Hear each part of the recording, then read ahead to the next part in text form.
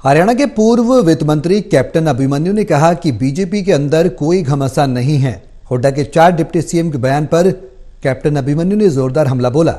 हिसार में कैप्टन अभिमन्यु से खास बातचीत की टोटल न्यूज के associate editor doctor Mahesh Kumar ने। हरियाणा के पूर्व वित्त मंत्री और हरियाणा में भारतीय जनता पार्टी के वरिष्ठ नेता कैप्टन अभिमन्यु इस वक्त हमारे साथ बने हो। कैप्टन साहब, जननायक जनता पार्टी के विधायक हैं, आप जिक्र कर रहे थे कि मेरे भी विधायक हैं, नानूंद से विधायक रामकुमार गौतम। भारतीय जनता पार्टी से बहुत ज्यादा प्यार उनके बयानों में इस वक्त नजर आ रहा है, झलकता हुआ साफ महसूस किया जा सकता है। इस बात के लिए मन का आभारी व्यक्त कर सकता हूं कि उनको भारतीय जनता पार्टी से प्यार आ रहा है, तो मैं उनका धन्यवाद करता हूं। ये प्यार जो आ रहा है वो नायब सिंह सैनी के लिए आ रहा है। वो ये कह रहे हैं कि अब भारतीय जनता पार्टी को काफी ज्यादा फायदा इस फैसले से मिलने वाला है। किसी भी माध्यम से आ जाए, मेरे घर में ताजी हवा आ जाए, चाहे किसी खिड़की, किसी सुराख, किसी दरवाजे से आ जाए, उनको नायब सिंह जी के बनने से ही पार्टी अच्छी लग रही है, तो मैं इस बात के लिए भी प्रसन्न हूं कि कम से कम उनको हमारी पार्टी जो है, हमारी विचारधारा है, उसके लिए कुछ सकारात्मक सोचने का कारण तो है। एक और महत्वपूर्ण बयान उनकी तरफ से दिया गया, वो ये कह रहे हैं कि ओपी धनखड़ जाटों के एक वोट का भी बंदोबस्त नहीं कर पाए। क्या लगता है कि जाटों का एक वोट ओपी धनखड़ बंदोबस्त नहीं कर पा रहे थे? देखिए, ये उनका अपना नजरिया हो सकता है और लंबे समय राजनीति में उन्होंने इसी नजरिए से चीजों को देखा है। भारतीय जनता पार्टी का कार्यकर्ता किसी भी भूमिका में हो, वह इस बात के लिए उसको दायित्व नहीं दिया जाता है कि वो इस बिरादरी को जोड़ेगा या इस वर्ग को जोड़ेगा या इस वर्ग में काम करेगा। प्रदेश अध्यक्ष के नाते से, चाहे वो ओम प्रकाश धनखड़ जी हो, चाहे नायब सिंह सैनी जी हो, वह हरियाणा प्रदेश के सर्व समाज में भारतीय जनता पार्टी के कार्यकर्ताओं को साथ लेकर के जाएं और पार्टी को सर्वस्पर्शी, सर्वव्यापी, सर्वग्राही पार्टी को बनाएं, सबको साथ लेकर के चलने का काम करें। जो काम ओम प्रकाश धनखड़ जी ने भी अच्छे से किया और नायब सिंह सैनी जी भी अच्छे से करेंगे। अभी अपने अपने चश्मे हैं, अपनी अपनी नजर है, जिसके कारण से वो इस तरह से देखते हैं, अपनी अपनी दृष्टि के कारण से देखते हैं। हम एक कार्यकर्ता के नाते से देखते हैं। रामकुमार गौतम का ये कहना कि जाटों को मुख्यमंत्री की कुर्सी से कम कुछ भी मंजूर नहीं, अब इस बयान के क्या मायने आप निकालते हैं? उनका अपना चश्मा है। उन्होंने पूरी राजनीति में जीवन भर, वो उन महापुरुषों में से हैं जिन्होंने हरियाणा की राजनीति में लगातार जाति की दृष्टि से उसको देखा है, तो उनका अपना आकलन है। लेकिन जैसे मैंने कहा कि हम नौसिखी हो सकते हैं, हम गैर राजनीतिक परिवार से हैं, लेकिन कम से कम हमारे को इस प्रकार का चश्मा नहीं है कि जातीय आधार पर, कोई आकांक्षा और अपेक्षाओं के आधार पर हम अपने राजनीतिक निर्णय करते हों। लेकिन लगातार वो एक बात और कह रहे हैं कि अब उनकी उम्र हो चुकी है, आगामी चुनाव हो सकता है कि वो नहीं लड़ेंगे, किसी राजनीतिक दल के साथ भी नहीं जाएंगे। अब आपका प्यार तो उनके साथ अब तो बढ़ाया जा सकता है। नहीं, मैं तो उनका आदर करता हूं और वो भी मुझे स्नेह करते हैं। मुझे उसमें कोई वो नहीं है, वो मेरे विधायक हैं, मुझे उनका आदर करना चाहिए। मेरे उम्र में बड़े हैं, हमने पहले भी साथ में काम किया पार्टी में, आज वो गठबंधन सरकार में सहयोगी हैं, तो मैं उनका आदर करता हूं। नानूद में मुख्यमंत्री जी का जन संवाद कार्यक्रम हुआ, उस दौरान भी नजदीकियां तो बढ़ाने की कोशिश की गई थी, लेकिन जो लंच डिप्लोमेसी थी कहीं ना कहीं बीच में आ गई। देखिए, ये जो छोटे छोटे कई विषय होते हैं जो तुरंत वहां, अब वो क्या लंच पर मौजूद भी नहीं थे। नहीं, क्या होता है कि इस प्रकार की समीक्षा, जो माइक्रो एनालिसिस है, उसको एक इंटरव्यू के माध्यम से नहीं किया जा सकता। इतना ही कह सकता हूं कि मुझे वहां से अगले कार्यक्रम की तैयारी करनी थी। अगले कार्यक्रम जहां माननीय मुख्यमंत्री को जाना था, मेरे लिए वो चिंता थी और मेरे सारे साथी कार्यकर्ता उस कार्यक्रम की तैयारी में लगे हुए थे। उन सभी साथी कार्यकर्ताओं के साथ हम आगे उस कार्यक्रम के लिए हमें जाना हुआ। चलिए, नानोद के विकास का जिक्र हम कर लेते हैं। बतौर विधायक रामकुमार गौतम की स्थिति इस वक्त सरकार में, गठबंधन सरकार में आपको क्या नजर आ रही है और नानोद विकास के लिहाज से आज कहां खड़ा आप पा रहे हैं? देखिए, गौतम जी बहुत ही अनुभवी नेता हैं, बहुत ही प्रमुख भूमिका में है बहुत अनुभव के साथ में बड़े मुखर नेता हैं और उनकी बात को सुना जाता है। तो कौन सुन रहा है? नानोद की सड़कें देखकर लगा तो नहीं कि सरकार ने कभी कोई रामकुमार गौतम का कुछ सुना हो? नानोद तो बदतर स्थिति में इस वक्त नजर आ रहा है।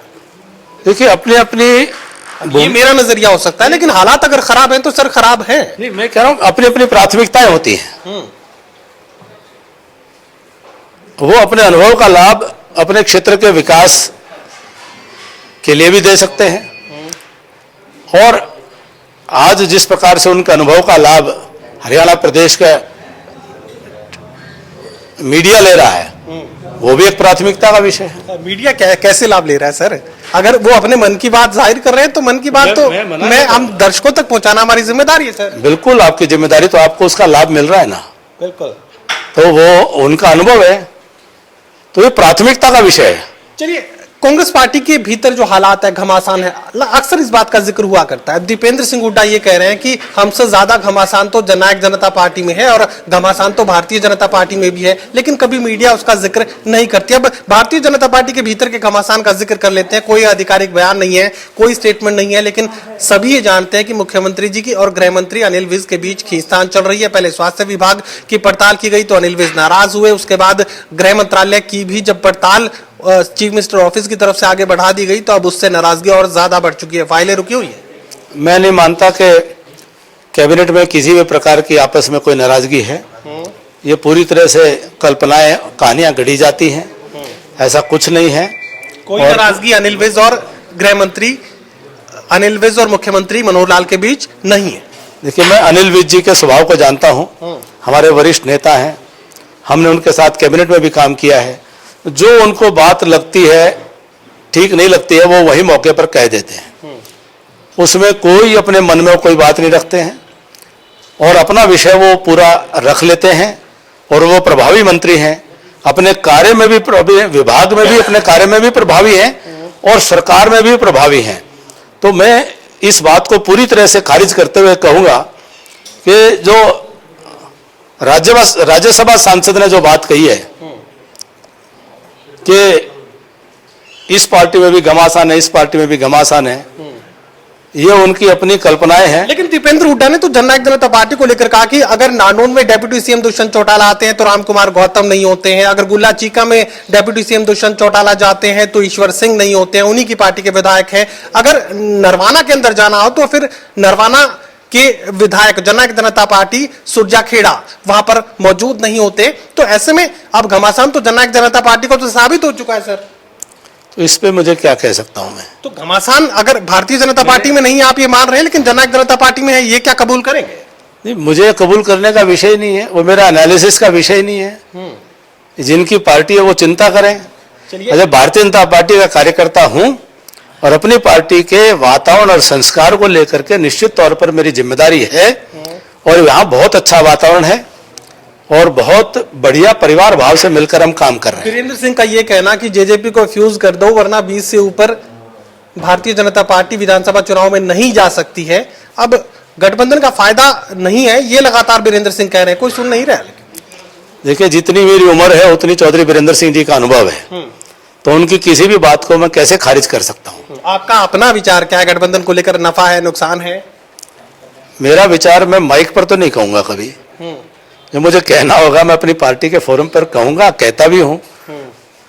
क्या कहता हूं और क्या कहूंगा जब कह लूंगा उसके बाद बता दूंगा। अब उचाना के अंदर वीरेंद्र सिंह के परिवार को दिक्कत है और नानोद के अंदर आपको भी समस्याओं का सामना गठबंधन को लेकर अगर बना रहता है तो करना पड़ेगा। मुझे तो नहीं लगता कि आप भी मानेंगे कि नानोद में करना पड़ेगा। मुझे तो को लेकर कोई निर्णय पार्टी से हो नहीं पा रहा है या अभी वक्त लगेगा? गठबंधन ठीक चल रहा है। विधानसभा में बहुमत साबित करने के लिए गठबंधन की आवश्यकता है, तो उस नाते से गठबंधन चल रहा है। भूपेंद्र सिंह हुड्डा ने 4 डेप्यूटी सीएम बनाए जाने का ऐलान क्या किया? कैप्टन अभिमन्यु को यह बयान बिल्कुल पसंद नहीं आया। मैंने तो इस पे कोई टिप्पणी भी नहीं की। मुझे तो इससे उनकी हार की बौखलाहट दिखाई दे रही है, ये उनकी स्वीकारोक्ति दिखाई दे रही है, उनकी कमजोरी जो है खुलकर सामने आ गई है कि उन्होंने मान लिया है कि वो व्यक्ति जो हरियाणा प्रदेश की राजनीति में 9.5 साल मुख्यमंत्री रहते हुए किसी को सुई की नोक का भी हिस्सेदारी देने को तैयार नहीं थे, आज अपनी स्थिति को जान करके उनको 4 उप मुख्यमंत्री का आज एक छलावा देने की मजबूरी आन पड़ी है, तो कहीं ना कहीं उन्होंने स्वीकार कर लिया है कि वो कमजोर विकेट पर खड़े हैं। तो मुझे इसमें कोई आपत्ति नहीं है। वो उनकी राजनीति ही समाज को बांट करके और समाज में जातिवाद को खेल खेल करके, ये उनकी राजनीति का हिस्सा है जो कामयाब नहीं होने वाला है। चलिए, भारतीय जनता पार्टी में किसी भी तरह का घमासान नहीं है, ये कैप्टन अभिमन्यु कहने की कोशिश कर रहे हैं। हालांकि गठबंधन को लेकर किसी भी तरह का बयान वो मीडिया के कैमरे के सामने नहीं देना चाहते। सोगी कमल के साथ doctor Mahesh Kumar, total news, Hisar.